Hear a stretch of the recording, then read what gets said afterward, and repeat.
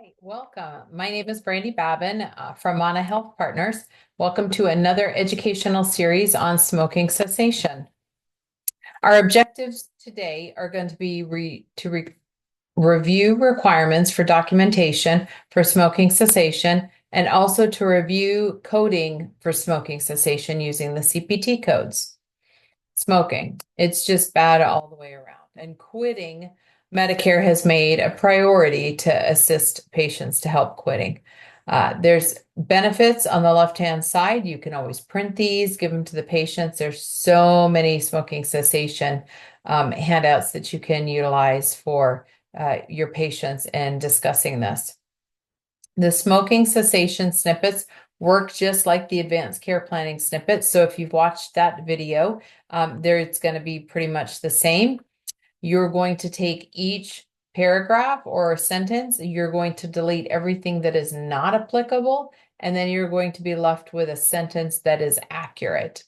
So in both the advanced care planning session and the tobacco cessation session, all parts of the note must remain in order to meet CMS guidelines. You can't delete any specific section or it does not meet the requirement.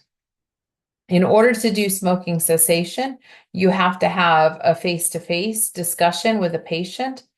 They have to express their desire to quit smoking. It's not just you about discussing with them the benefits, but they have to agree to quit. You need to come up with strategies to help them with smoking cessation, and then they need to come up with an estimated quit date.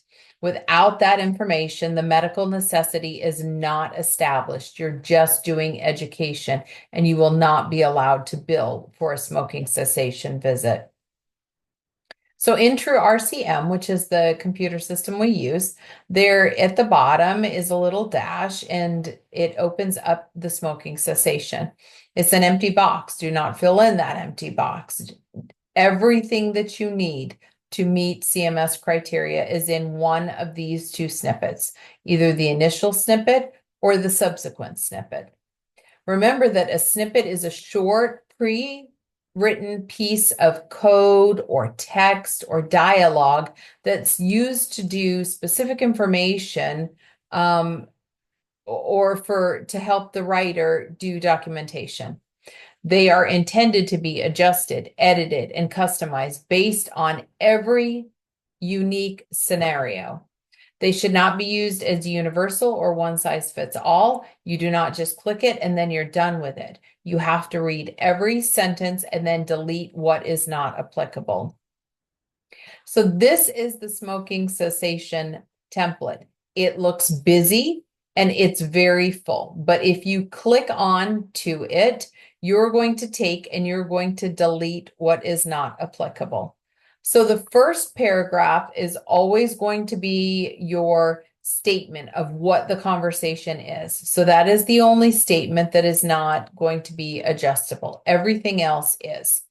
So if you can see here, it talks about the patient is a current tobacco smoker. They verbalize their willingness to quit within the next 30 days. They are competent because that's a requirement, and they are able to have that discussion with you. You reviewed withdrawal symptoms, you reviewed anxiety, you reviewed being there in all aspects to help them quit smoking. And then when we go into further snippets, so this first snippet is patient's type of tobacco currently used. And so you get to delete everything that's not applicable and keep whatever is. So what kind of tobacco are they smoking? Are they vaping? Are they using a cigar? Are they using cigarettes? So that is the first snippet. You delete what's not applicable and you end up with your one sentence that has the correct answer. The second one would be the frequency of use of tobacco. So they either use tobacco once a day, let's say they're using a cigar, or they use it several times a day or several times a week. So whatever is applicable, then leave and then delete everything else. So here's an example of documentation. So here you've got your generalized statement that says they're a current tobacco smoker user, the hotline, any printed materials if they need. That was your first paragraph that you're not going to change. And then everything below here is what you've adjusted. You've deleted all of the answers that are not applicable. So here, patient's type of tobacco currently used, I selected cigarettes. But remember, there were the options of the vape pen and the cigar. So whatever's not applicable, and they could use more than one. They might use a vape pen as well. So whatever is applicable, leave, and whatever is not, then go ahead and delete. So the frequency of use of tobacco, this person just happens to smoke several times a day. Some people do several times a week, but delete everything that's not applicable.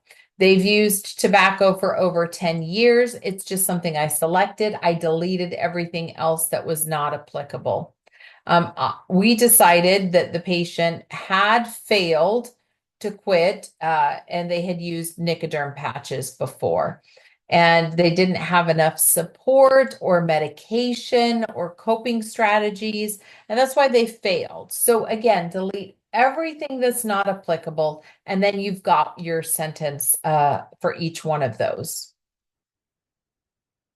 So for tobacco cessation, your documentation in order to meet, and here is the URL, CMS or Medicare requirements, you have to include the patient's tobacco use. What kind of tobacco are they using? You were advising them to quit and the impact of smoking. You don't get to say, I just want you to smoke. Why do you want them to smoke? Because of all of the reasons you've discussed. Then their willingness to quit. They have to be willing to quit smoking. And then any methods and skills for smoking cessation, whether that's medication, such as Wellbutrin, whether that is the LCSW or the psychologist, helping them with coping strategies or stress management, whether they like stuff in their mouth, so oral fixation, so any lozenges, any gum, that sort of thing. And then setting a quit date. So maybe they don't want to stop smoking today, but they want to quit after their last pack is done or after their carton is done. So that's about a week or so. So you can put something like that. They'll quit after they're done with their last pack of cigarettes, which is approximately 1 to 2 days. And then follow-up arranged. So Medicare lets you evaluate the patient twice a year and offer to help them quit. And if they agree to that, you've got 3 additional visits that you can do. So you're going to follow up. So maybe the patient's going to need follow-up. If they stop smoking today, maybe they need follow-up in 3 to 5 days, and then maybe every week for the next couple of weeks. But you're allowed 4 visits total for that. And then the amount of time spent counseling the patient. So here are your CPT codes. So if you spend 3 to 10 minutes counseling with a patient, you can bill a 99406. So it's anytime between 3 and 10 minutes.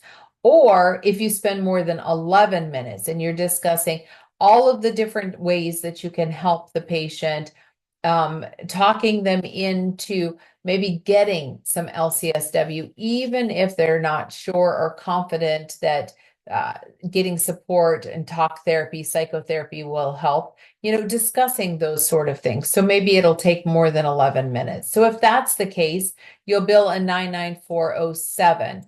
So those are your 2 CPT codes. Again, don't forget that your evaluation management, your 99309, 99310, either one of those comes first. And then when you do your smoking cessation, you add on to that.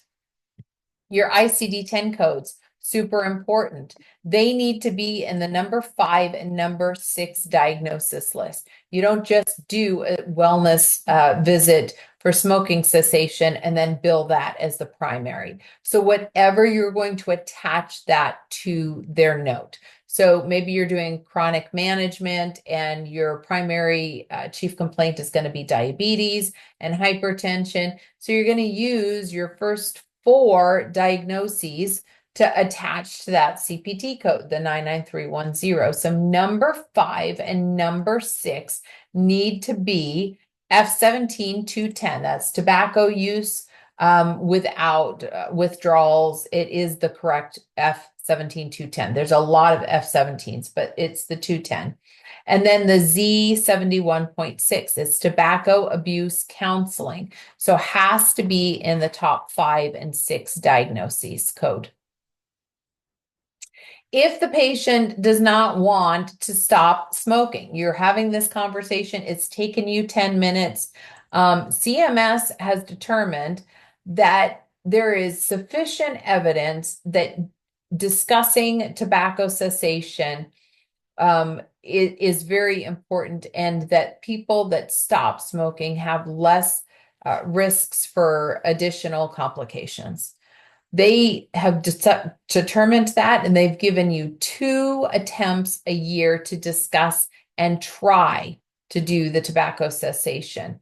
However, if the patient is not ready to quit, if you've given them that information, you cannot bill, because part of the requirements were that they had to have the desire to quit. And if they don't want to quit, they don't have that desire. You need an estimated quit date, and they haven't agreed to that. And then the planned follow-up. You have no planned follow-up because we're not supporting their smoking cessation.